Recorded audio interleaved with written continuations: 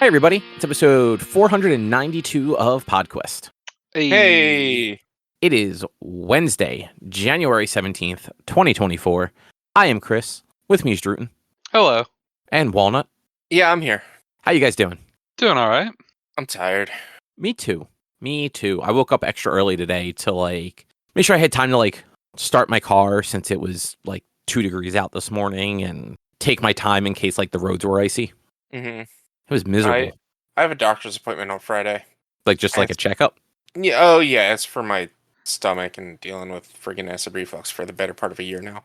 But it's midday Friday, and we're supposed to get more snow on Friday. So that's gonna. Oh, that's right. I forgot we're supposed to get more. Man, yeah. We go 4 years with no snow, and then there's here's all that snow you guys missed. According to, I follow a YouTuber. His name's Cash Jordan. He's a real estate agent or property manager up in New York. But he shows apartments in New York. I don't know why I love it. I just do. He's just a generally good vlogger as well. And he had a video today about the snow in New York this past weekend. This past weekend. It's been 750 days since New York last had snow. So we're probably about the same. Yeah, that's around what I remember hearing. It was definitely 700 something. Yeah, because I think 2020 was the last time we had any actual accumulation. Yeah, it was 2020-ish. And it was post pandemic that we had a really bad storm. Unless that was 2021. It might have been 2021 that storm was, but I think it was 2020 that we had a storm that I ended up having to. No, it was 2021 that I had to go get parts for my sink because my sink broke because my house hates me, and things break constantly. Homeownership, right? I hate it. Yeah, shit breaking, especially and that's the worst part is we're in that part now where it's so bitter cold that things might break. It would not be uncommon for a pipe to burst. But the thing is, we shouldn't have to worry about that in our house. Any pipes that are bursting are going to be pipes that are bursting specifically, I believe, on a municipal level, and nothing for us. However, I do have a house directly next to me, connected to my house, that is unoccupied and not abandoned because it's owned by the township, but it's completely unoccupied. And I think maybe their water is off. The water company was here yesterday, so maybe they did something with the water. I don't know, but it's possible their pipes could freeze and burst. Wait, your direct neighbors are gone? Yeah, the township kicked them out. I didn't know that. Yeah, it's low income housing that they kicked them out to sell. Isn't democracy great? I mean, that's capitalism, right? Got to make a buck. Exactly. Got to make a buck. When we're having a rent and housing crisis in this entire country, but the township was like, you know what? Let's kick these people who's been in this house for the better part of 30 years. They were living in that house before I was born, or their family in general was living in that house before I was born, and they get kicked out. But now they can sell that house for $200,000. Upwards of that, yes, something like that, which is obnoxious. But then again, I can benefit the same. I could probably sell my house for upwards of about $200,000. Yeah, but then it's the housing market's fucked. But then it's well, what do you do with that $200,000? Because you're then buying an overpriced house. Mm-hmm.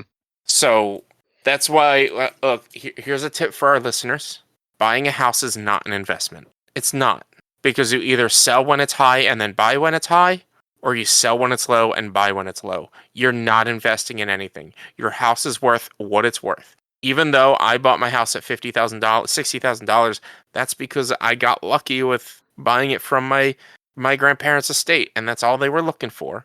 This house, when I bought it, was worth $90,000. I bought it for $60,000 just because I basically an estate sale. If I had bought it at $90,000 and sold it for $200,000, I'm only making $100,000, but that's what the market is, and so I'm not really making money. Buying a house, not an investment. Don't listen to anybody on that. But you know what? At the same time, we bought our house for $95,000.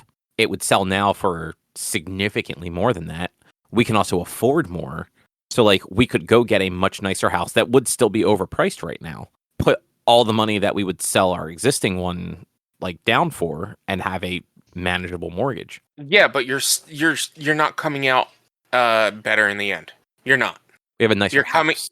You might have a nicer house, sure, but your bills are probably equal, if not more.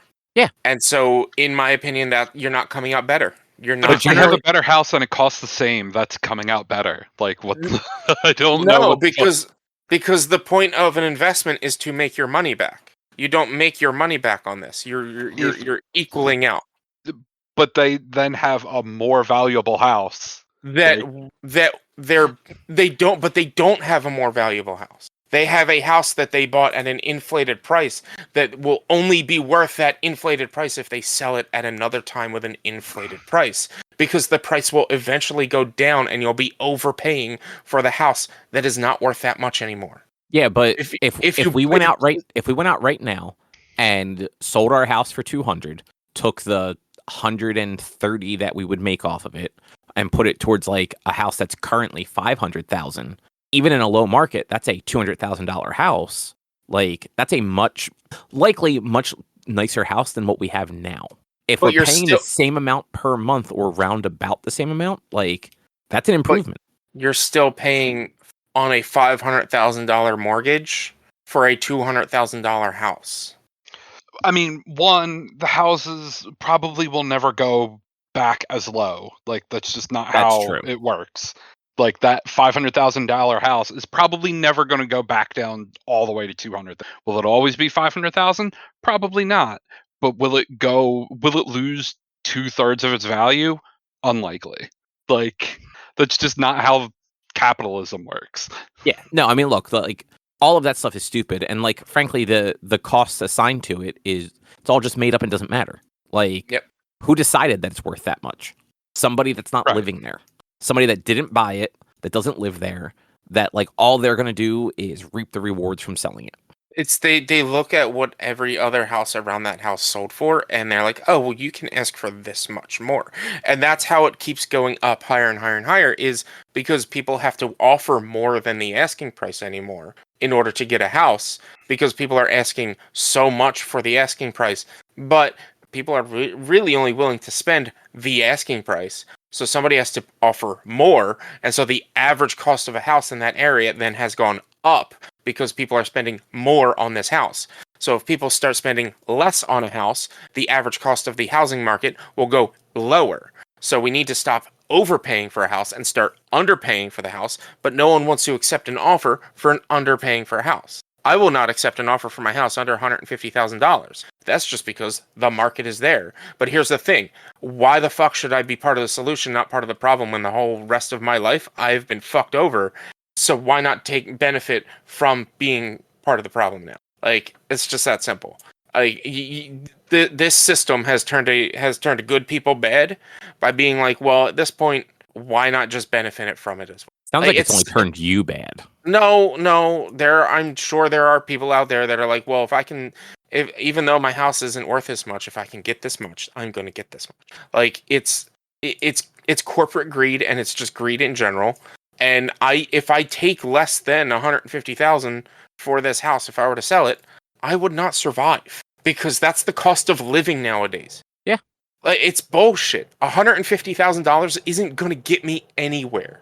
If I take $150,000, pay off my house, which is about $40,000, pay the attorney, or pay the real estate fees and closing fees and costs, I'm walking away with about $80,000, which that $80,000 is gonna get me an apartment. If I could live in an apartment for maybe 5 years with that $80,000, but that doesn't cover anything else. Like, or I can go buy and put that down on a down payment for a house that, again, is overpriced and isn't fixed up or isn't worked or isn't in a good shape, because I haven't had a proper good raise in fucking 7 years. So I'm not making any more than I was. I'm still in a bad shape. But I want rid of this house, so as much as I want to, like, maybe not have to spend so much money, the only way for me to do that is to get rid of this house and find other ways to survive. Because it's just, I've been honestly considering, like, figuring out property costs in New Jersey, like getting a plot of land and buying a small house, a tiny house, having it built there and just living in a tiny house, which would potentially be cheaper than living here because tiny houses run about 30 to 40,000.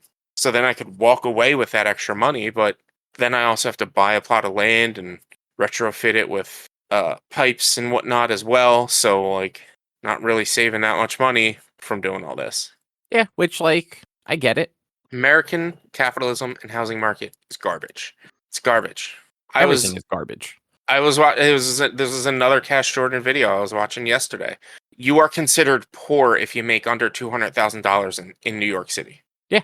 Poor if you make under $200,000 in New York City. Yeah, that sounds about right. Because that only leaves you about $30,000 spending cash after rent.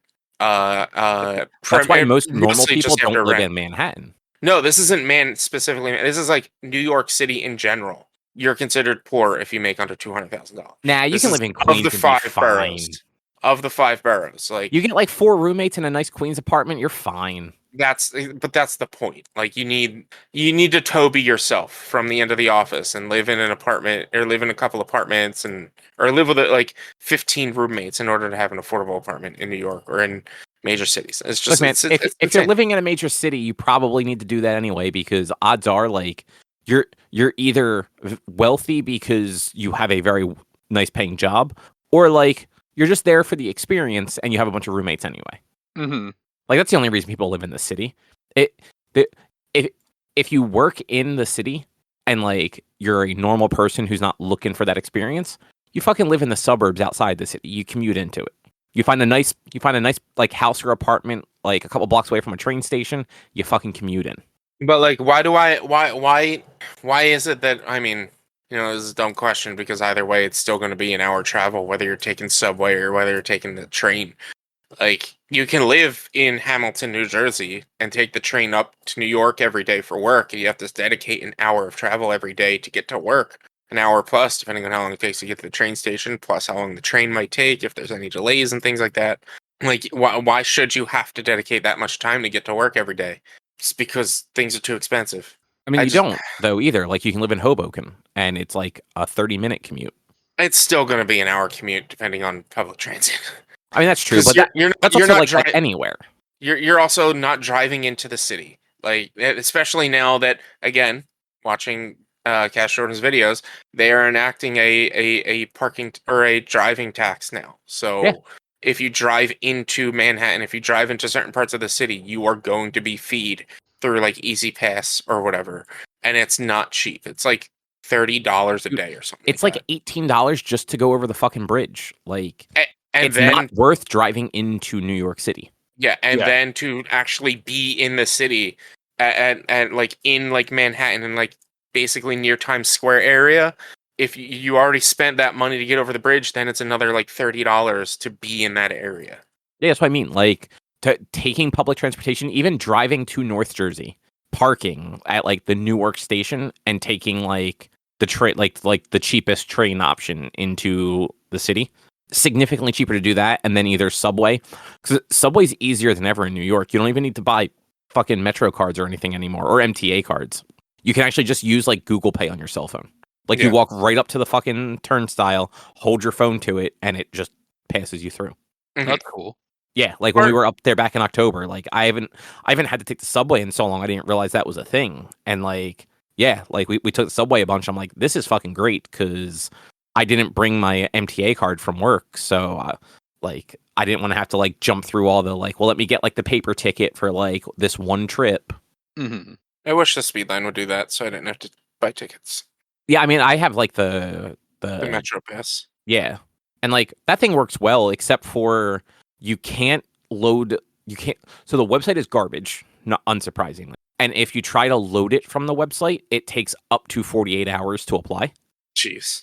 And like I missed that fine print when I did it the one time. So like we were going out and I'm like, oh, I only have like $4 left. Let me reload it real quick. Reloaded it, got to the train station, didn't have enough for the fucking train. Mm-hmm. At that point, like I could have either just doubled it up and like loaded it again at the machine because that's instant. But I just bought a round trip ticket instead. I'm like, I'm not going to load this twice. Like, yeah, that's stupid. But anyway, Richard, What is on the agenda? On the agenda, I guess, Cobb, you went to this podcast show thing, the live podcast show. And then there was an AGDQ this weekend, I guess, and about a this dog. week. It's happening right now. See, like I said, I don't follow it, so I have no idea what's going on with this. I've never followed AGDQ. And then I watched some things. I watched What If Season 2, as well as Monarch Legacy Monsters Season 1, that I'll talk about a little bit. And yeah, there might be more, depending on how long it takes to get to that point, but we've just been ranting for the last 20 minutes about capitalism in the United States. So 17, we're good. Close enough. But yeah, so Erica listens to this podcast called And That's Why We Drink. I don't know if either of you guys have ever heard of it.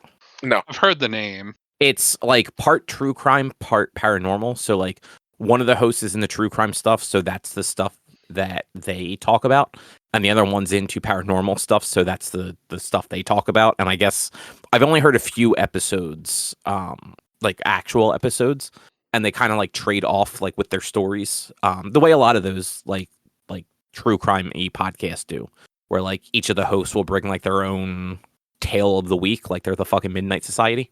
Mm-hmm. But so this one's been going for a while, and they do like live shows. And this one, I believe, from what Erica was saying, might have been like a pre-pandemic one that they're just finally now getting to redo a bunch of the stops that they couldn't find another time to schedule. And so what it ended up being a cooler thing than I was expecting. I thought it was just going to be like them talking about like whatever stuff they decided to talk about that time. Prior to this tour, they went to this like haunted, let's call it a museum. It's an old house in like Southern California, in like the middle of the desert. There's nothing else around it. That's sort of like a museum you can go through, but it's also got a whole bunch of haunting things associated with it. Because apparently, like the actual spot that the house was built on used to be where they hanged people. Like the gallows were there, and somebody was there watching like an execution and decided that was a real nice place for a house. So, but like it's supposedly haunted by like the whole family, plus some people that were hanged there while it was still like a gallows. So like their show was like them having like clips and like stuff that happened while they were doing this, and then like reacting to it and like talking about like what happened and all that stuff. And like it was much funnier than I expected, because usually that's one of the podcasts that Erica listens to that like I just generally get nothing out of it. Like I'm not really into the true crime stuff all that much, so that stuff usually goes kind of like past me. But like this whole thing, it was fun. Like they had a lot of jokes. They were the clips they had of the actual like stuff they were doing they were both funny because like they were funny, but they were also just creepy as shit, because some of the stuff was like, yeah, no, that's way too coincidental. Like when they were doing, at one point they were doing like this one test where like a person puts on like noise canceling headphones and like a blindfold, and like they get plugged into like one of those like boxes where you're like it's like white noise, but like if you listen to it long enough, sometimes you can hear things. And like the ghost hunters and stuff like that use it as like they go back and then listen to it after the fact to see if any responses were caught on it. In this case, you're getting live responses because the person is sitting there like listening to it while somebody else is there like asking questions, and the person listening can't hear or see the other people, so they're just repeating whatever they think they hear. And like some of the responses were they were very, very close to the questions that were asked in a way where it's like, that is fucking creepy. Like that is creepy and unsettling, because they were in this 200-year-old house at like 3 in the fucking morning. And like a couple other, like at one point, like you literally see a picture just fall off the wall for no good reason while they're like having like an interaction with something potentially. And what was the other really weird thing? Oh, like something goes really weird while they're upstairs, and they had cameras like around the place. And the same time that like the weird thing was happening upstairs, an old school lamp downstairs, you hear it click off, and like you can see in the video, like you hear the click of it, and the light goes out. and there was nobody in the room. It's like that's creepy. Whether it's real or not, and like it's not like they could have absolutely set it up. Who knows? But like regardless, it was fucking creepy. Yeah. But then like they broke it up with jokes, which was fun. Nice. Yeah. It was also very weird being at the Fillmore with seats. Like they just everything was a seat instead of like standing room, and they somehow like they packed in a lot of seats into that place and still somehow gave you more leg room than any other seated venue in Philadelphia. Like the seats weren't comfortable because they were just like folding chairs, but like I was able to move my legs, a thing that you cannot do at like Wells Fargo or Citizens Bank Park. Mm-hmm. And like nobody had to like pass in front of me, but in theory, I could have just like pulled my legs in and a person could have walked by me without me having to stand up and like stand back so that they could squeeze by. Nice. Yeah. So like good on them for like knowing how to lay out some chairs. But I've never been to the Fillmore, so I have zero reference on that. I mean, it's like any other like indoor concert venue. So like just picture like a big open floor, but instead they filled it with folding chairs, and like they again like somehow they fit a lot of chairs in there without like making people uncomfortably close together. Mm-hmm. Which like fucking good on them. Yeah. Like yeah, but yeah, it was a fun little show that they put on, and it was nice because like it didn't go too late. Like they were done and wrapped up by like 9:30. Nice. Yeah. That's boring. You got to be up to like midnight if you're talking about spooky shit. Come on now. Yeah, but it started at 7. Well, like 7:15 is when they probably like got started. So like I mean, look, just because it gets dark at 3:30 right now doesn't mean that you can start talking spooky shit super early. You should be talking spooky shit after 10 o'clock. No, it's fine. You won't even play spooky games after 10 o'clock. I mean, I never said that. I thought you didn't like playing them like at night because you got too scared. I mean, my spooky game stream of Phasmophobia started. Oh, you have started playing spooky games. I forgot. Was supposed to start at 10, but I started it earlier because that was when more people were available, and it went until about midnight. No, I've never said no spooky. It's tense games more so than spooky games. But like I won't stream game. I don't like starting stream after 10 o'clock, and I'm not gonna start a stream. I'm not gonna start a stream of a spooky game when it's still light out. So I have to plan around it being dark before I start a spooky game. Certain spooky games, like I would never do a 12-hour spooky game stream because that'd be unless I'm doing it at like 8 o'clock at night until 8 o'clock. I mean, if you did it this time of year, you could start it at like 6 and go till 6 in the morning. Yeah. But like that, like not wanting to start that late makes sense. Like unless you literally had like we're having a midnight stream for Halloween, like yeah, where like you purposely started at like 11 so that you could stream like into the early hours of the morning. Mm-hmm. Yeah, but either way, like this whole live podcast thing was a good time. Nice. I would go to another one they did. Like it was interesting enough. What was the other? Oh right, and as per usual, twice a year. GDQ is happening they're actually in Pittsburgh right now. Huh. Yeah, they won't do their stuff in Florida anymore, which, you know, good for them. For political reasons or just Yeah, okay. Basically. That's fine. Yeah, they basically they had a hotel booked for last AGDQ in Florida, which is where they've historically done the winter one, and they're just like most of our staff and like runners and stuff like that like literally don't feel safe going to Florida right now, so we're not going to do it in Florida anymore. I get it. I totally get it. Yeah, between like LGBT stuff and COVID stuff, like they're just like, this place just isn't safe for like anyone in this community. So we're gonna just eat the money that we had to spend on this hotel because there's no refunds and do it remote for one more time for 2023, and then they moved to Pittsburgh for 2024. Nice. Which like a little bit of a bummer for them because like they used to at least get like the warm weather for this one, and instead, you know, fucking Pittsburgh the week that we get the first snowstorm in a decade. I think Pittsburgh's been getting snow. It's just really the eastern seaboard.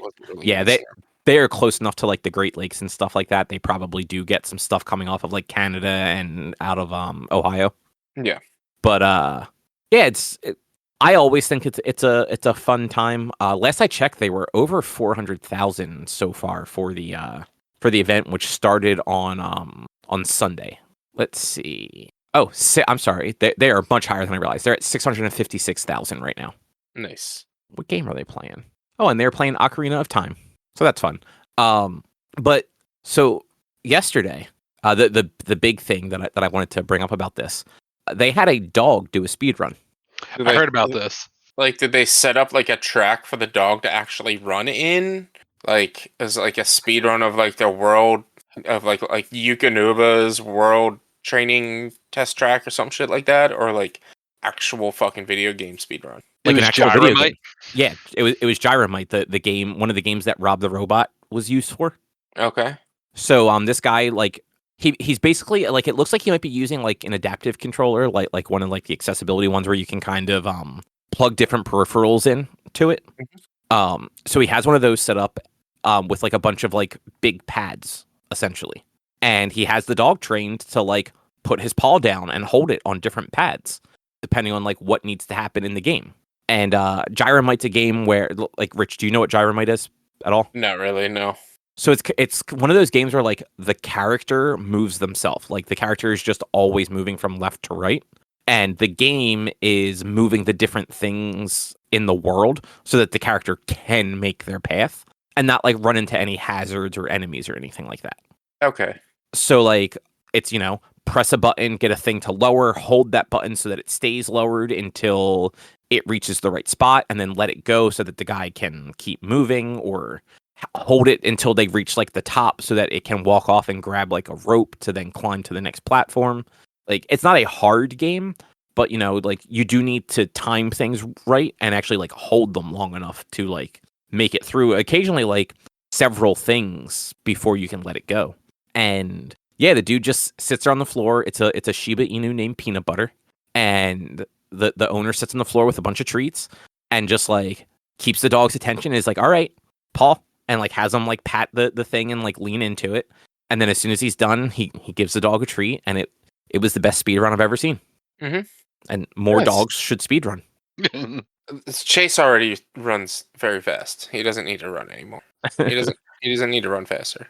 But yeah, they had an interview with them, I think on Monday, I guess it was, and they were saying that he's looking for different games that he could make work like this, because like Gyromite's a good example, because like Rob was not very technical to use. So like, because I think Gyromite, and there was a stack game, right, Drew? Yeah, I don't remember the name of that game though. Yeah, it was basically a game where like you stacked things. Like it's the two things that little robot peripheral could do. Yeah. But yeah, I think he was talking about like maybe trying to like find like some easier like platformers and stuff like that. Things not like Mario where you really have to be able to like jump and move at the same time, but like something where like you could just move, stop, jump, move, stop, jump sort of thing. Mm-hmm. And like I think that'd be cool, even if the dog can't play the whole game. Like having a dog like trained to like run a level of something, that would be really neat. Yeah. Other than that, though, there have been just like a bunch of other cool runs. I found out last night that in Silent Hill 2, you can actually beat pyramid heads really easily by just walking into them. So like for whatever reason, I guess like their hit detection is weird. If you just keep moving towards them, they never swing their weapon. So like you can move into them and just keep shooting, and they never actually take a shot at you. Nice. That's funny. Yeah, it was the same thing. So like in Silent Hill 2, there's like the early pyramid head fight, and then there's one near the end of the game where it's actually two pyramid heads. And for that one, you actually put yourself in the corner and use like the bigger like sword that you can get in that game. And if you time it just right, you can swing the sword, and when you swing the sword, you hit the wall, and that makes you then like have like a back swing to it. So you get two hits in one against the pyramid heads, and it puts them into like a recovery mode. So you get like the 2 seconds to then do that again before they can then try to attack. So if you line it all up right and time it right, they can't attack you while you're attacking them twice every time. And like, I thought that was neat, because I never beat Silent Hill 2, but I remember playing Silent Hill 2, and Pyramid Head was a fucking disaster to try and fight when you're like not sure what to do. There was also an Octopath 2 run, which like most RPG runs are just like it's optimizing like the path you take and being insanely good at like changing menus. Like to the point where like these people will open the menu, do a bunch of stuff, and close it before I've even had time to register that the menu is actually open. Mm-hmm. But the thing that was really cool in this one was when they got to the final boss encounter, the incentive that they met for it was to actually beat the boss blindfolded. And the boss in that game, so Octopath, you have like 8 characters. For the final boss, it's a 2-party setup where you have all 8 characters, but like split, kind of like Final Fantasy VIII does during Ultimisia's Castle. Mm-hmm. And the other games have done it too, obviously. But the runner was able to, with a blindfold on, just have the characters memorized enough that like knew what sounds they made when it was their turn, and exactly like what order to do things in, regardless of like what the boss might have been doing.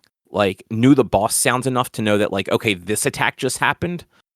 This is the sound that the characters made, so I know who got hit. I need to heal that character. And like that is a level of dedication I don't think I would ever have for anything. No. No.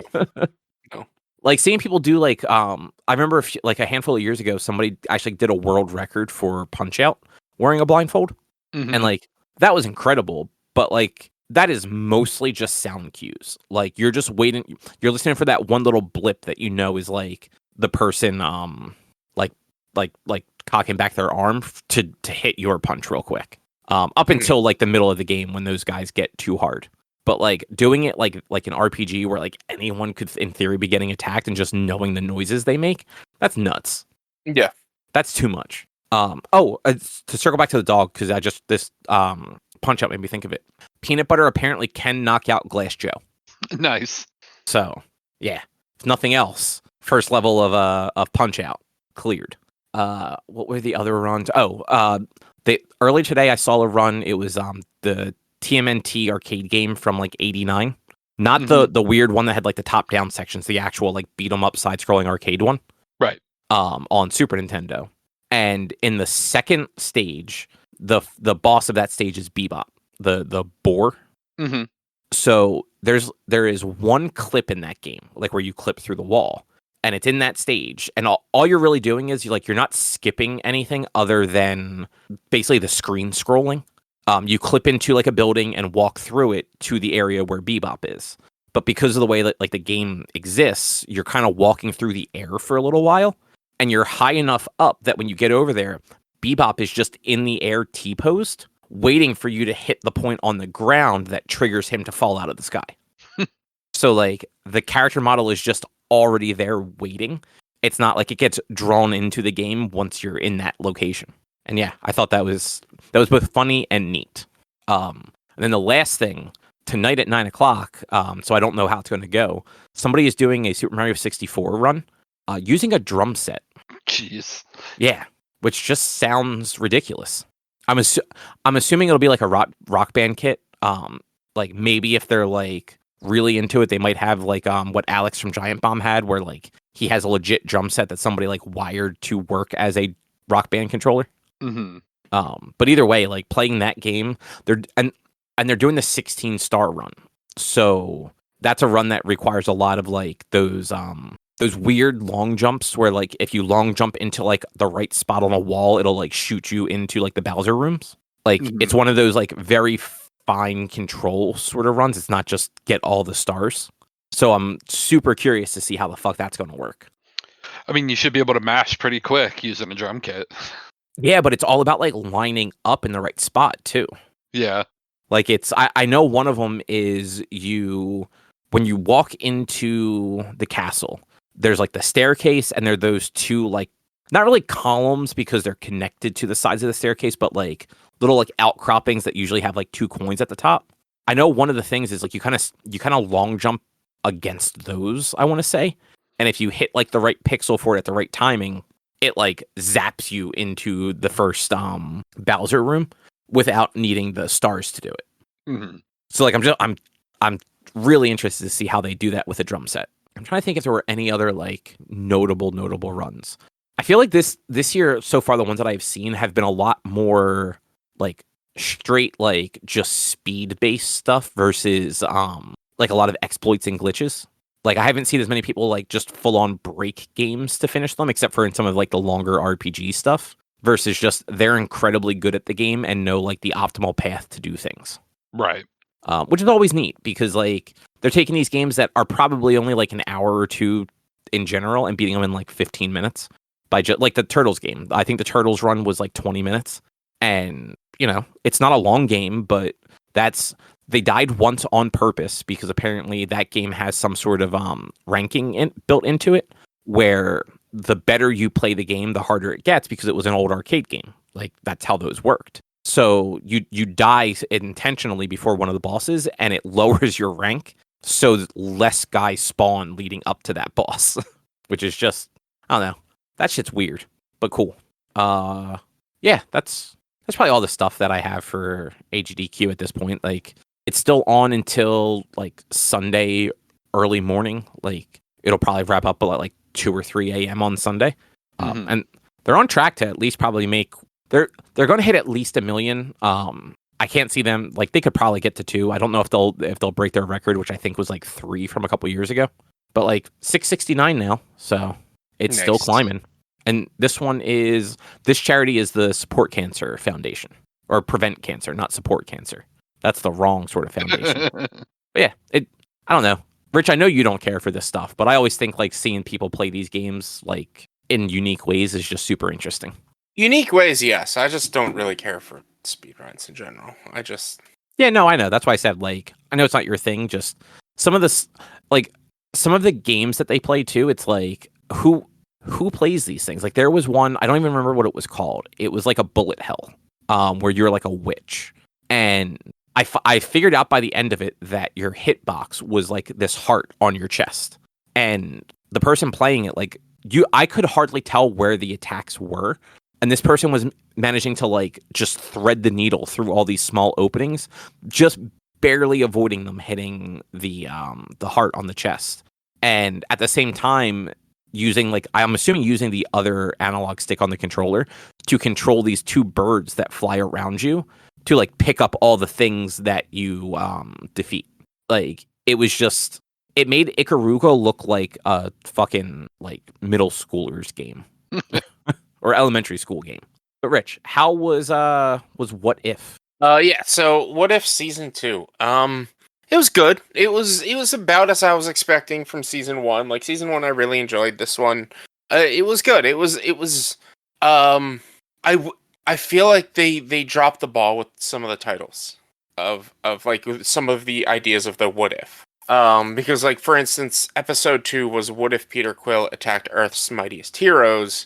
That it shouldn't have been that. It should have been what if Yondu brought Peter to Ego, because that's what the story was. It wasn't what if he fought the mightiest heroes. It was in this story he was brought to Ego, and in turn then ended up fighting a group of Avengers created in 1988, which like had Ant-Man, but not Scott. So old Ant-Man, but he's younger because it's 88. Hank Pym. It had the woman from Captain Marvel, but not Carol Danvers, like her friend, not Monica either, or not Monica's mom, like another woman, I believe. I can't remember. I don't remember who she was, but it even had like Lawrence Fishburne, who played Giant Man in that and stuff like that. And so it was like, the name shouldn't have been What If Peter Quill attacked Earth's Mightiest Heroes, because like this team of Avengers was formed in response to Peter Quill. It should have been What If Yondu brought Peter Quill to Ego, or let's see what else. There was another one. It was What If the Avengers assembled in 1602? That's not really the story. The story was like how there was a time rift in that, and so it would have been like, what if the time stone got destroyed or something like that, something different, because that's really what the story was. It wasn't the Avengers forming it assembled in 1962 or 1602, not 1962, 1602.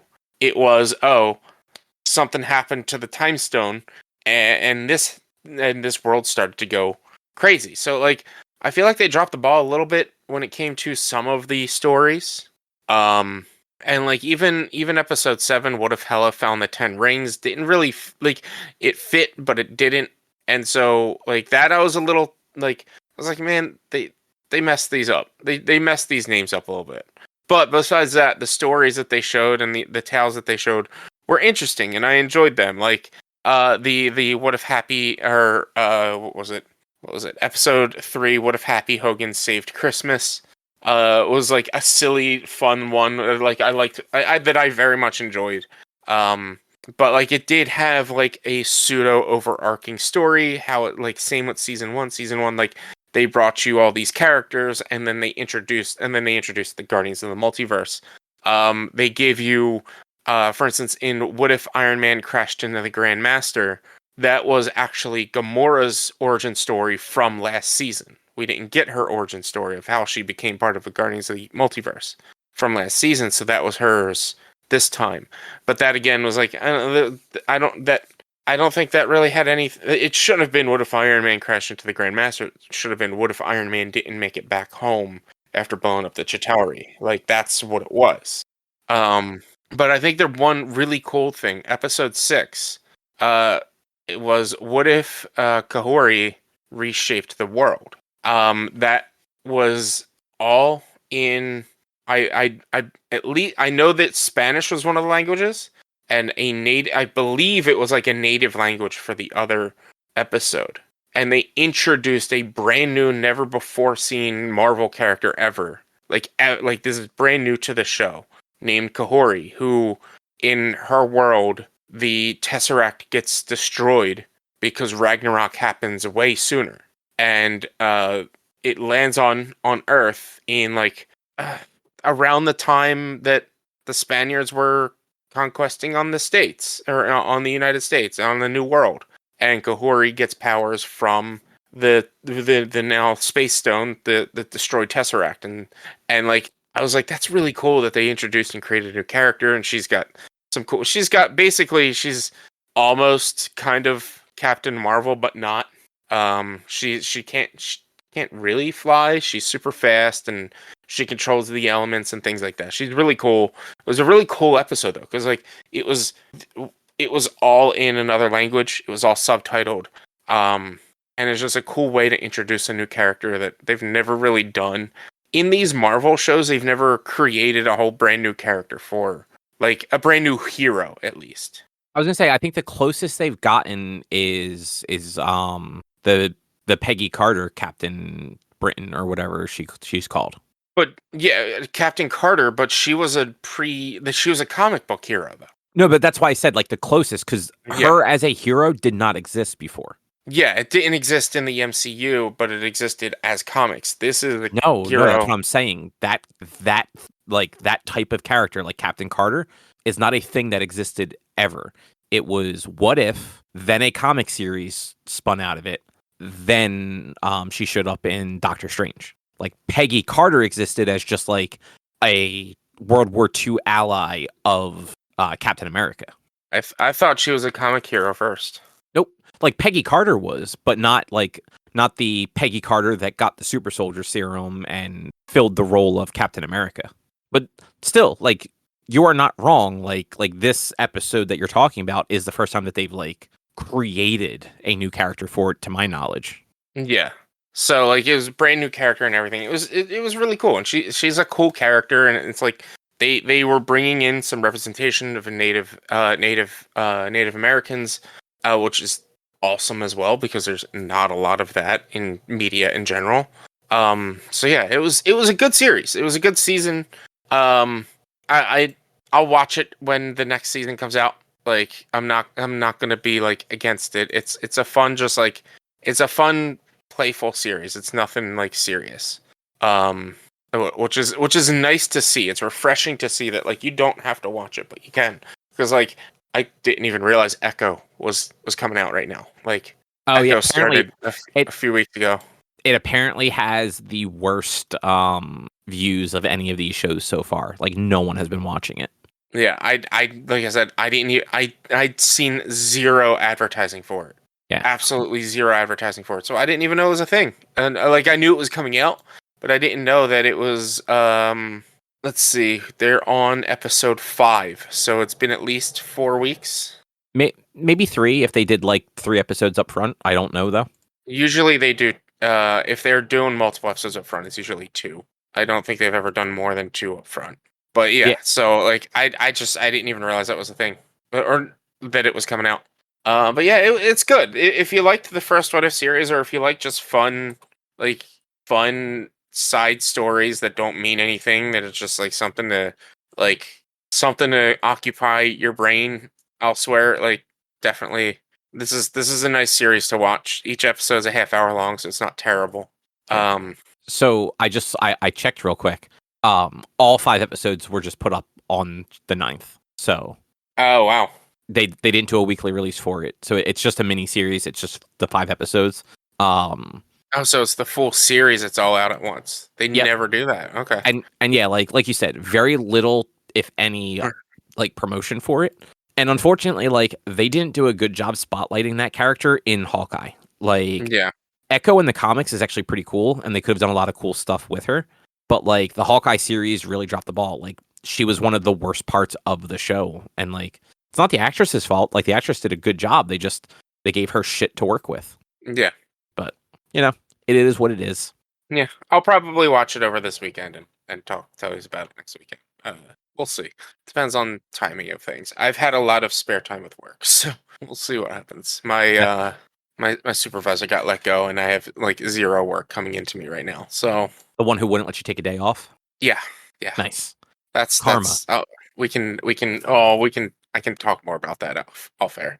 But yeah. But how about the I almost said the Star Wars show? How about the Godzilla show, the Legacy of Monarch or something like that? Is it Monarch Legacy of Monsters, or is it Legacy of Monarch? I can't honestly remember. And I guess I'm logged into Apple TV to be able to look it up real quick on my PC, because otherwise I'd have to look it up on my Monarch Legacy of Monsters. That is it. Okay. It was good. Not surprisingly, there wasn't a major focus on the big man Godzilla himself. Like he maybe screen time probably a total of 5 minutes, not even, across the whole however many episodes there were. Like it wasn't about him, and it was more about Monarch, the corporation that like was founded after his initial emergence, and that was investigating him, and that John Goodman's character was a part of during Kong Skull Island and stuff like that. Like that's what this show was about. Was about the forming of Monarch, and how certain characters were dealing with like Godzilla at the moment, and the emergence of the Titans. Because it followed. It started out following a woman who was in San Francisco or San Diego, wherever it was, during G-Day, on the emergence of Godzilla when he attacked. And her dad had, over the past year, it's like takes place a year after her dad had passed away, and he had an apartment in Japan, so she was going to Japan to settle his affairs. She finds out that, he has a second family over there, and so she has a half-brother. And it turns out that their dad is the descendant of the people who created Monarch, and so he was trying to figure out stuff with Godzilla and the Titan emergences that were happening on the planet, and they were trying to find him because they didn't think he was actually dead. Some of the cool things about it is you got Kurt and Wyatt Russell playing the same character, whereas Kurt is the older version and Wyatt Russell is the younger version. Oh, that's right. I remember talking about that before. I forgot about that. And I didn't realize one of the characters were who they were until the last episode. Because of, the name Bill Randa never really. So they had John Goodman in the first episode, very first episode, and like he throws a thing out into the water, and like then they introduce this character, Bill Randa, who's in like the early 50s. So Kong is in like the 70s, I believe. And so I didn't think anything of it, but like it's like, oh, this is John Goodman 20 years younger. And I didn't even realize that until the last episode when they mentioned like, oh yeah, he died exploring some island or something. And I was like, oh fuck, that's who he is. Which was just like, I was like, I don't know why I didn't realize that. I don't know why I didn't think about that. It's just like I said, they showed him at the very, very beginning of the first episode. It makes no sense why I wouldn't have realized that. Did he die in Kong, or I don't remember that movie super well. He died in Kong, but he died off screen, so they were able to like fudge it to where he still died on the island, but he did a thing before dying on the island.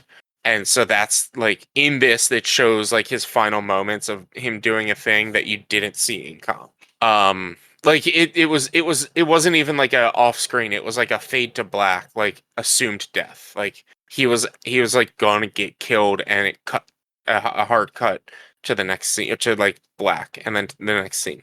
One thing that I'm just like, I'm a little annoyed about or perturbed about with this series is a lot of it deals with them trying to understand the Titans and how they travel, and finally fully realize Hollow Earth theory that that John Goodman's character was researching in Kong Skull Island.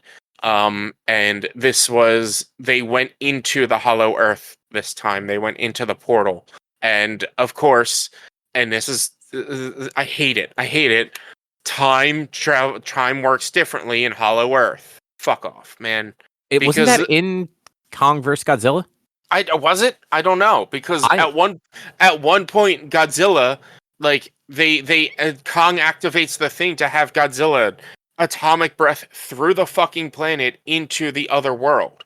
In the show or in the movie?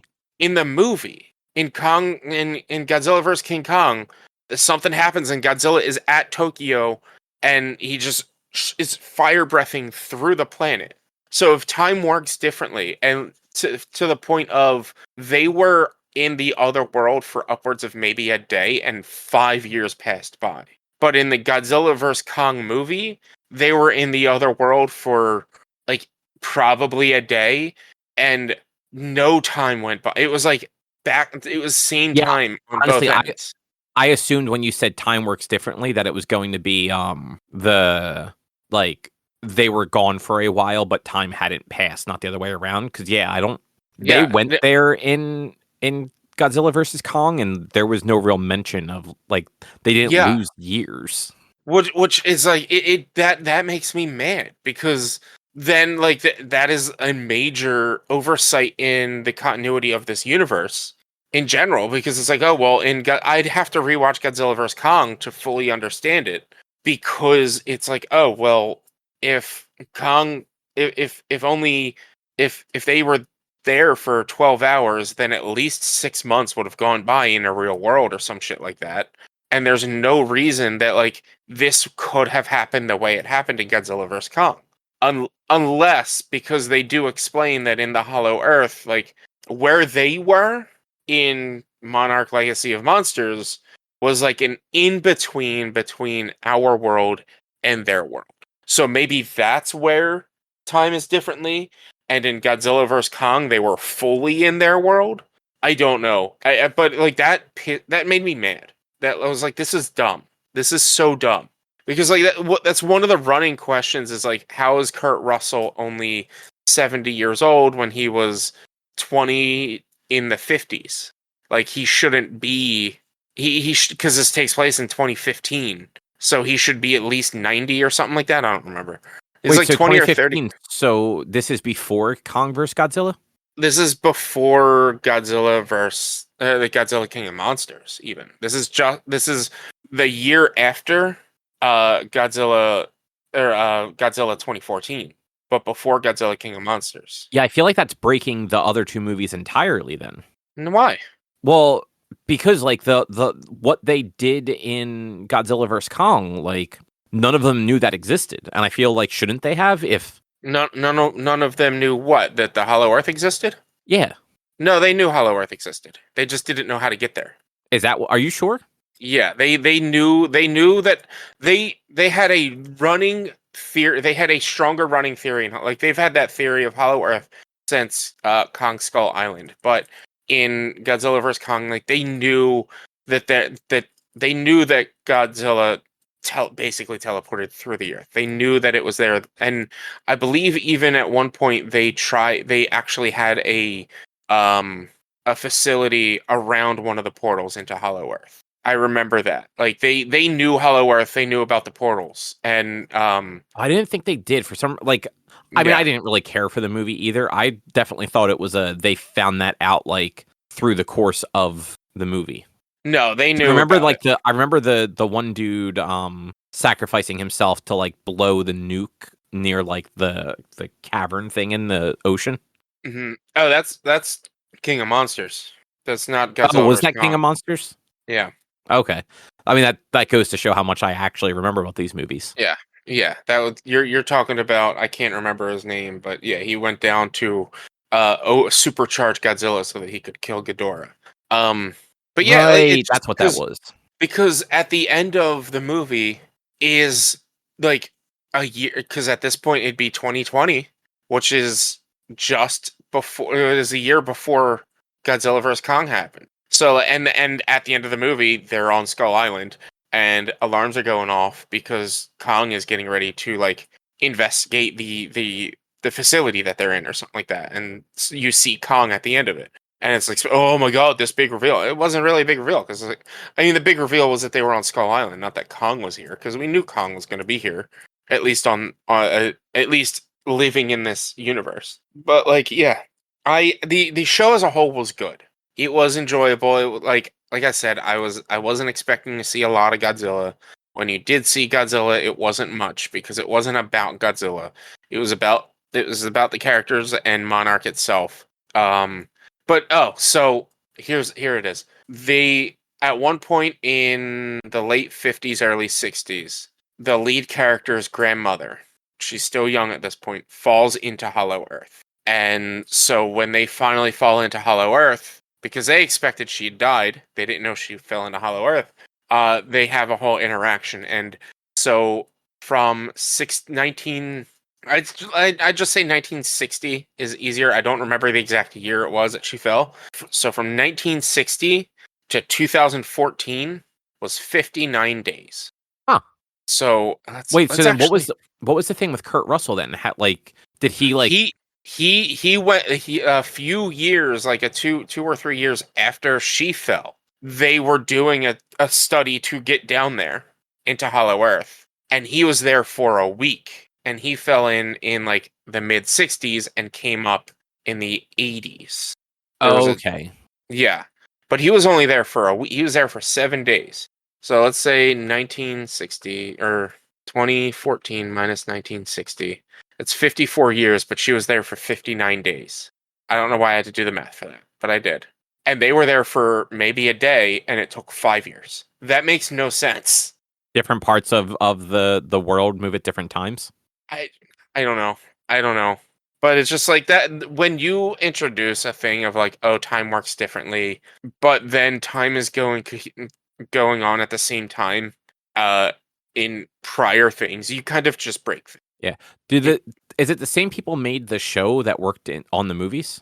I don't know. I assume so, but I have no idea. Fake fan. I don't pay that much attention to shit like this. Because you're a fake fan. Who made a Monarch Legacy of Monsters? Chris Black and Matt Fraction, which I believe was who wrote the other Godzillas. Oh, Matt Fraction. He does comic books. Yeah.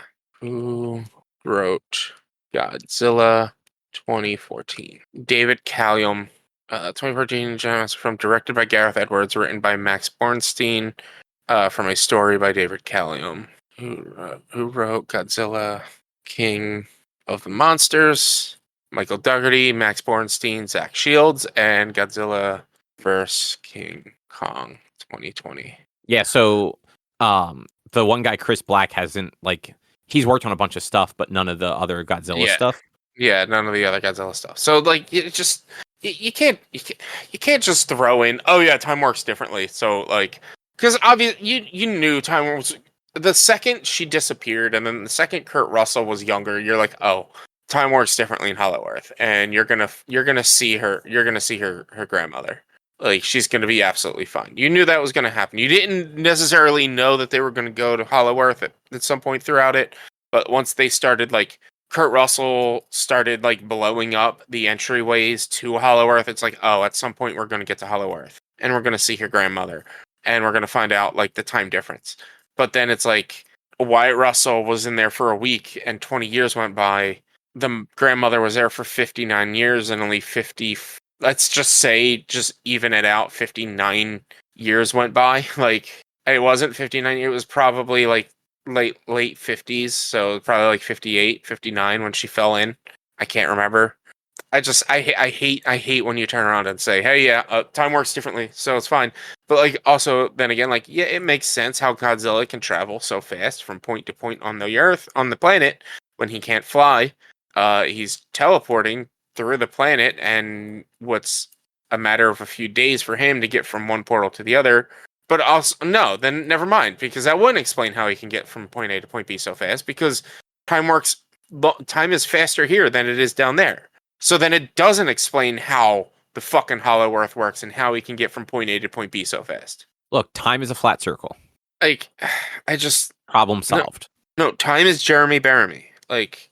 Flat circle, same difference. I just... Yeah, that was the one thing that drove me nuts. And, like, at the end of it, spoiler alert, at the end of it, Kurt Russell falls off of the pod that they're taking to get out of Hollow Earth. So... next season, because apparently they are going to have a second season. Next season is I've heard people saying like, yeah, they're going to get a second season. So like next season will be, oh, we got to rescue Kurt Russell now. We got to rescue him, and it'll be let's say it comes out in 2025. It'll probably still be like 2022, 2023 in the game, in the movieverse. So it'll be like, oh yeah. Let's he'll have only been there for like 3 days, but it'll have been like 6 years or some shit like that. Which, like, like that makes a little bit of sense, right? I don't know. Like, I don't know. It's a way to kind of move things forward without all the characters always having to move forward with them.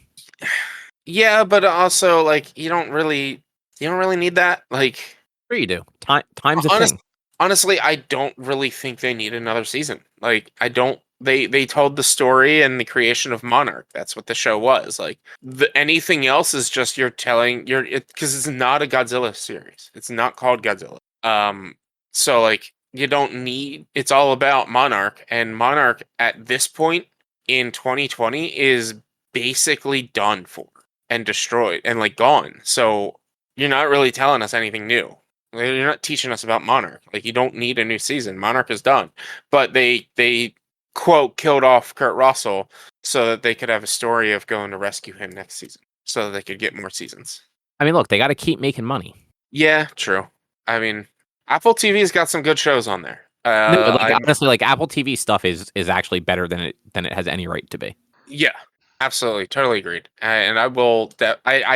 I had to actually get a subscription to watch the rest of this because it seems like they started cracking down harder on password sharing, and so like I was using my brother's password, but every time either of us went to go watch something, it would lock everyone out, and he would have to unlock it every time. So I was just like, all right, I'm just gonna get it and finish the series myself. And while I maybe cancel it and watch something else until it's over, or not, who knows? Maybe I'll just stick with it. But I'll probably cancel it. I might watch Ted Lasso and see if there's anything else on there, and then cancel it until the next season. Ted Lasso is good. Severance is really good. Severance is another one I've been wanting to watch. So like, yeah, there's a couple of things on there that I'm like, all right, I'll watch these and then I'll cancel. The After Party is fun. That's it's got Sam Richardson and I forget the woman's name, and I forget the other woman's name now too. Shit. But it's like a show that has a bunch of famous people in it. And the first season is they go to their 15-year high school reunion, 20-year high school reunion, and it all ends up back at like a house party for Dave Franco's character, who's like a rich musician, and somebody gets killed, and the whole show is like everyone telling their stories about like where they were during the murder, trying to figure out who done it, and it's a comedy, so like everyone's just like doing stupid shit. Like Ben Schwartz is in it, again, like Dave Franco is in it, a bunch of other like recognizable people. Yeah. The second season has Ken Jeong and the guy that played Harold in Harold and Kumar, John Cho. Mm-hmm. Yeah. And like also a bunch of other people. So that show is worth it. There's also a documentary about Michael J. Fox that I might watch. There you go. That seems like a good time. Yeah, like Apple TV is honestly, 100% honesty. I am considering dropping Hulu or not Hulu, Netflix at this point. I was gonna say like I feel less like cheated for like the content I get off of Apple than some of the other ones. Like, I don't mind subscribing to Apple to watch something. I won't subscribe to Peacock or Paramount. I will just make a new email address and do a trial. Yeah, like I feel like at this point with how many streaming services I have but don't really watch, the one I watch the least outside of Hulu. So like the most least, I like the one I watch the absolute least is Netflix. And then after that is Hulu/Disney. And then the rest of them, which the only other ones that I can think of that I have now at this point are Apple TV and Peacock. Like I watch Peacock nonstop. I was against Peacock. And that's what I've been watching almost consistently every night. That's what I tend to put on when I'm going to sleep now. Because it has all the old school sitcoms that I used to watch. It has The Office, Parks and Rec, Brooklyn Nine-Nine. I watched through King of Queens recently. I'm watching through Everybody Loves Raymond right now. Like, it's got all of the stuff that's been my childhood that I'm just like, you know what? I like Peacock. Peacock is worth it. I think Peacock also has Psych, which I'm going to watch through again. Psych, unless it changed in the last week, Psych is still available on Amazon. And like, I don't like rewatching sitcoms the way you do, so like Peacock has nothing for me. Yeah, but I mean, like for like with the rewatching sitcoms, like these are actual legitimate rewatches. Like I'm sitting down and watching Everybody Loves Raymond because like I've never actually gotten to watch that series all the way through, and I used to love that show. I used to watch every episode when it would be on, but like I never actually watched it. I just like I would see episodes here and there. So it's like it's nice to kind of relive this a little bit. And same with King of Queens. I've always loved King of Queens, and so I'm highly considering dropping Netflix until the next time we have a book club for Netflix. Like that's I don't use Netflix anymore. I don't, and it's just Netflix to me is there's too much unknown content on Netflix. Well, the problem is there's too much shit content on Netflix. Like we don't watch it like often enough, but it's one of those like I mean we also don't pay extra, like I think we don't pay the full amount for it because T-Mobile pays most of it. Yeah. I think I maybe pay $6 for it. Because we have like the whatever the highest tier one is through T-Mobile. It's just because Netflix keeps raising their prices, T-Mobile's like, all right, well, we're still going to cover this much. You just have to cover the excess. But yeah, like maybe once every couple months we find something on Netflix to watch, and a lot of times it's like the Great British Baking Show once a year, like for like that month that's on. Like I'll watch the final season of Stranger Things when it comes out, but like I still haven't watched the most recent season of Umbrella Chronicle or Umbrella Academy. I was thinking of the Resident Evil show. I never watched that either. I haven't watched what's the Witcher? I haven't watched the most recent season of that. Like there's just nothing on Netflix is like, yeah, I really want to watch this show. Yeah, I'm the same. I feel absolutely the same. Netflix is it's a waste, and I don't. Seeing as how everyone in my family has it now because they fully took away password sharing. I'm not keeping it. I don't see a reason for me to keep it when I don't really watch it that much. Yeah, I don't blame you. Like you're not getting any discount for it. You're not using it. Like cancel it until you need it for something.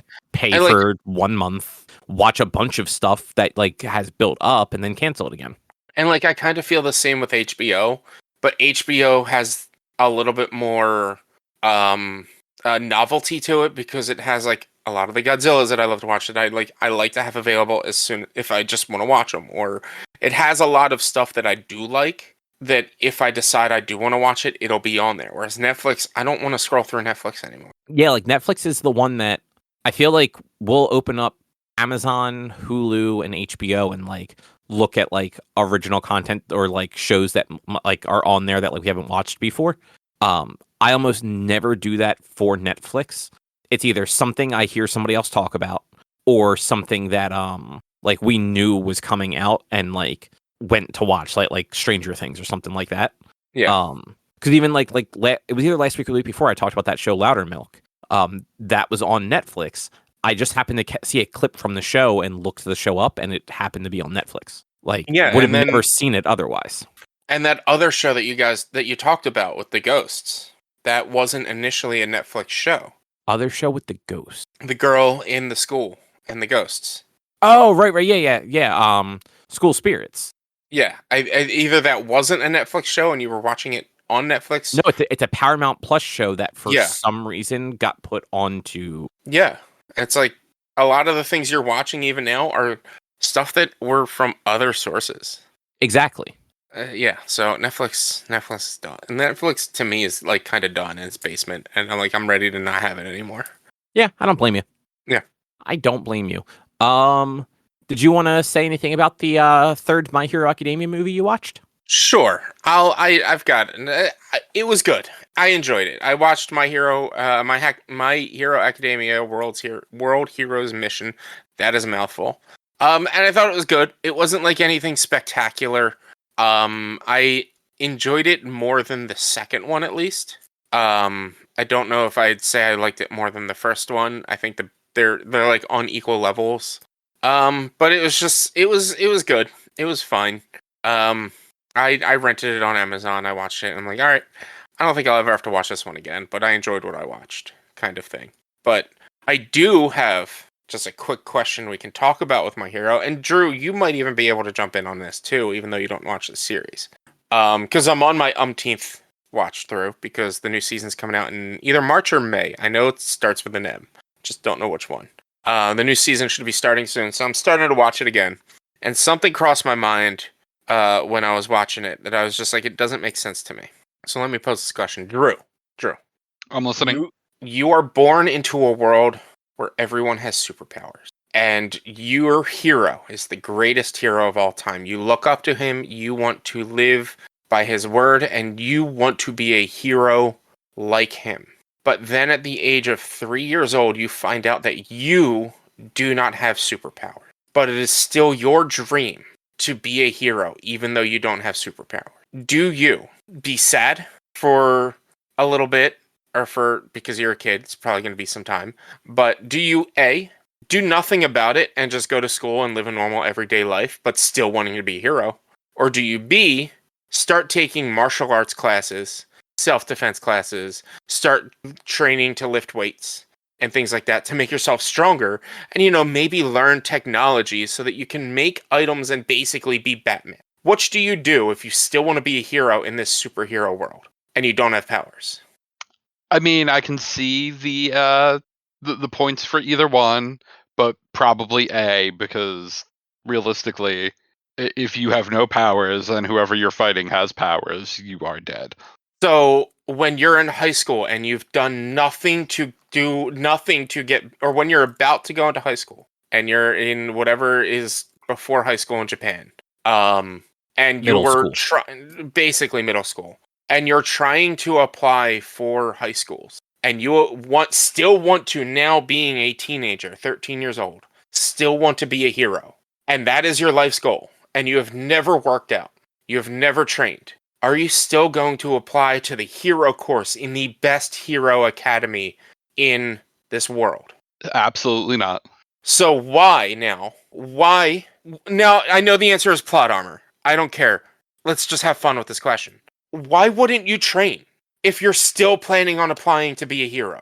That's one thing I've never understood about Deku, Midoriya, the main character, is he's powerless. He has no actual superpower. But you can basically be Batman in this world if you want to be a hero without powers. But why didn't you train in martial arts or in fighting or try to make yourself stronger and things like that? Why didn't you train to be better? Because Deku had to spend 9 months training with All Might and still not be able to handle the power that All Might gave him.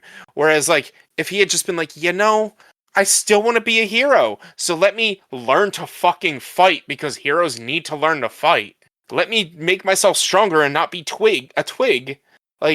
Even on top of whether or not he has powers, if he got his parents' powers, his mom's power, is to be able to manipulate small objects, and his dad's power is fire breathing. So at best, he would have been able to throw fireball. At best, because he would have been able to manipulate small fires. Wasn't his mom's power just the ability to float small objects?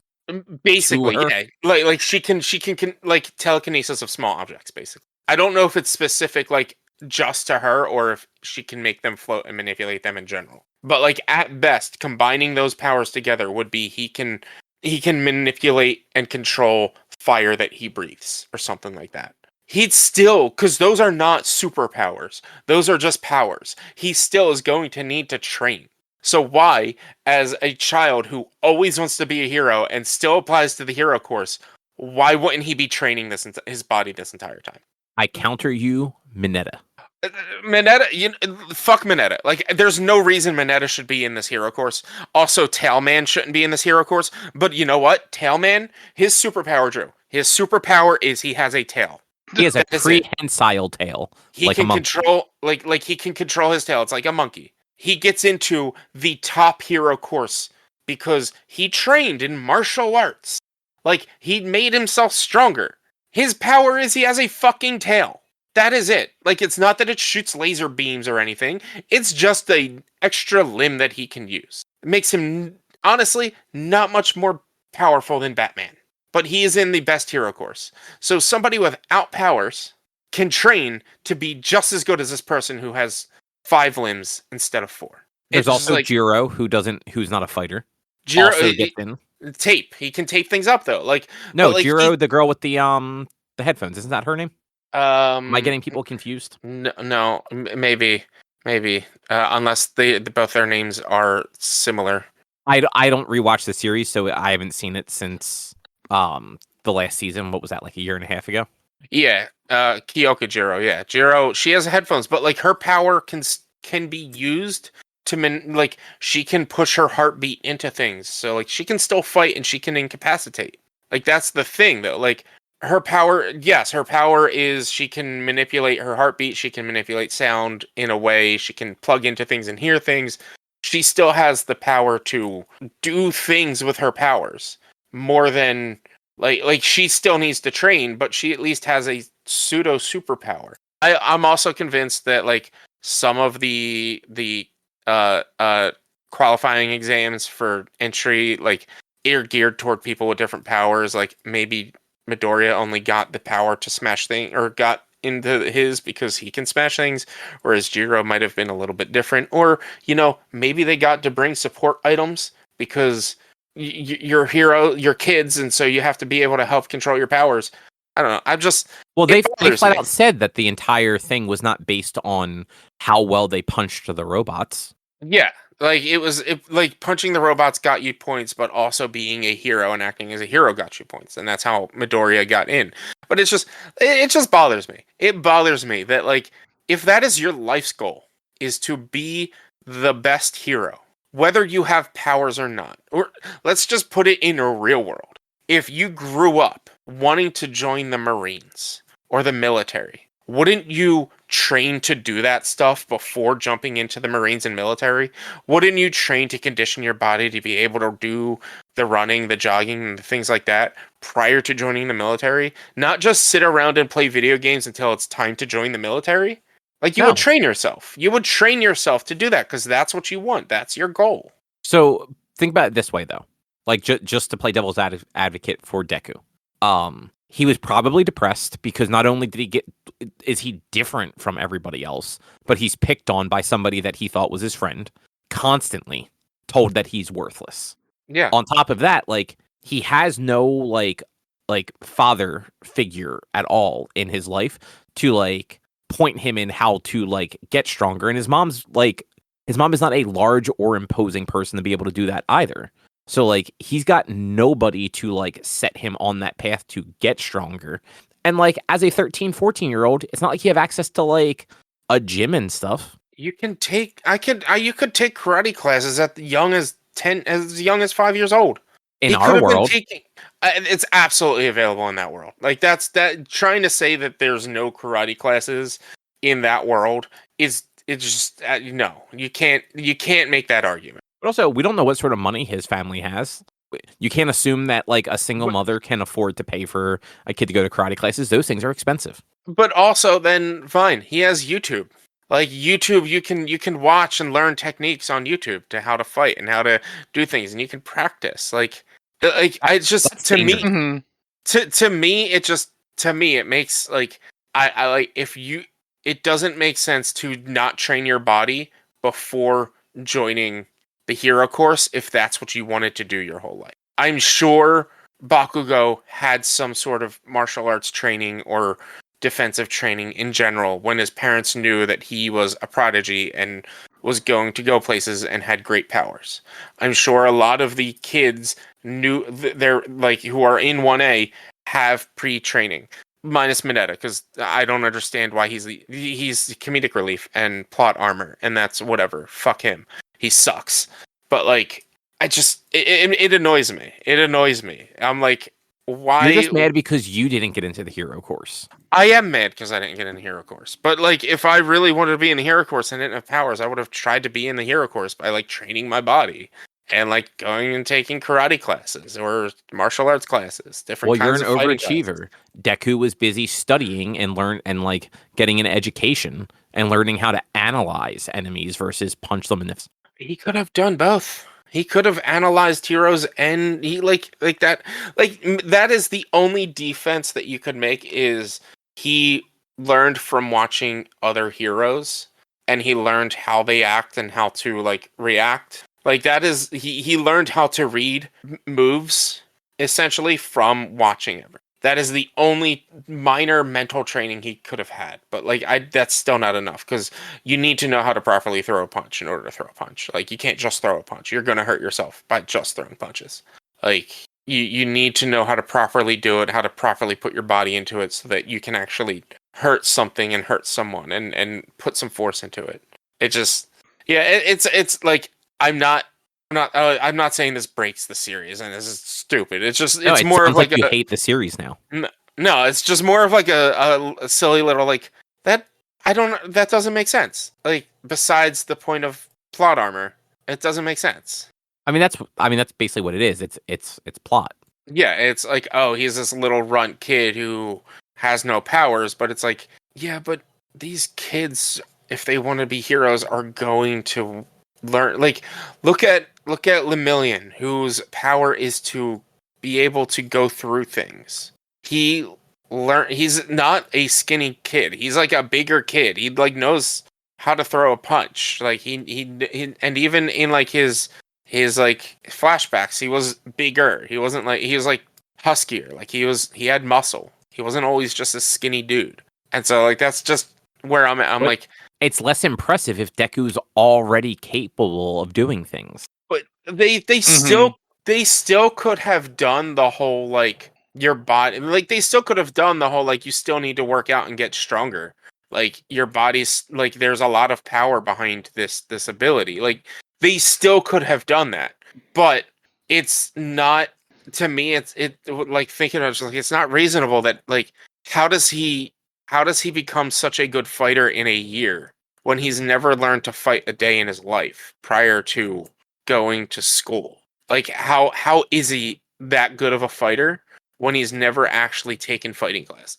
And I think that's part of the thing is like he has watched and analyzed stuff so much that he understands what to do in certain situations. Like in that first training session where like he flips Bakugo and everyone's just like, how did he do that? He only does that because he's watched Bakugo. He's watched Bakugo and he's been around Bakugo, but he's not going to be around all the villains all the time. Like, if he's going to stop somebody, he's not going to know that person is going to throw a right-handed punch because they're a primary right-hander because he's never seen them before. Like, the analysis only goes you so far when you're analyzing people you know and fighting people you know. When you're fighting somebody you don't know, your analysis isn't going to immediately benefit you. After taking a few punches, after like getting walloped a bit, yeah, maybe you're going to start to pick up and your analysis is going to help out. But just being able to just looking at someone and not knowing a single thing about them, you're not going to be able to be like, oh yeah, he's going to throw a right punch. No, you're not going to know that unless you have a superpower, which Deku does not. or you're very good at reading body language. Which I mean 50-50 on that one with Deku. Like I feel like this specific fight you're talking about, it's because he's read and analyzed Bakugo. And in the fight against Bakugo and Deku versus All Might, he knows All Might. He knows All Might's limits. He has insider knowledge to be able to like be like, all right, well, this is how we're going to handle this. This is how we're going to handle that, because he has that inside knowledge. He's experienced them. He's never experienced Shigaraki before, like except for the one time. So now the next time he goes to fight Shigaraki, maybe, but Shigaraki's fully controlled by One for All, and so maybe he'll fight differently. Maybe he'll fight the same. Who knows? I don't know. It's just, to me, it's just fun for me. Like I'm just like I'm reading into it. I'm like, this just did he really want to be a hero? Because he never tried to train himself to be a hero. Sure he did. He trained his brain. Maybe. But that's all. That's all I have about My Hero. I'm on like episode 4 or 5. It's just restarted. Oh, so like you're like legitimately. I watched 2 episodes on Saturday, and then I haven't watched it since because I had just been so tired, and then I haven't watched it since then. But yeah, like I just restarted watching it. I watched like 1 or 2 episodes since then. I think I'm on like 4 or 5, something like that.